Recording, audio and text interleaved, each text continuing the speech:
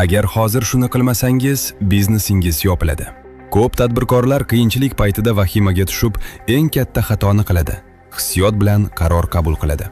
Lekin moliyachi sifatida aytaman, bu vaziyatdan chiqish mumkin. Bugun biznesingizni qutqarish uchun 3 ta eng muhim qadamni aytaman. Birinchi qadam: kassa uzilishini to'xtatish. Biznesni tirik saqlab turmaydigan barcha xarajatlarni vaqtincha to'xtatib qo'ying.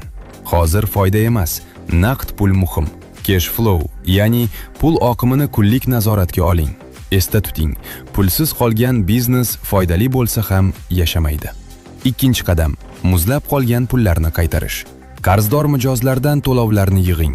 Kerak bo'lsa, muddatidan oldin to'lov uchun chegirma taklif qiling. Unutmang, kassadagi pul bu real pul. Qog'ozdagi foyda esa shunchaki raqam. Uchinchi qadam: fokusni o'zgartirish. Agar siz 100 xil mahsulot sotsangiz, u tushumning 80% atiga 20 xil mahsulot keltirsa, demak aynan shu 20 xil tovar biznesingizning yuragi hisoblanadi. Shunday ekan, bor e'tiboringizni va marketing byudjetingizni aynan shu mahsulotlarni yanada ko'proq sotishga qarating. Qolgan mahsulotlarda esa shunchaki assortiment uchun normani ushlab tursangiz kifoya.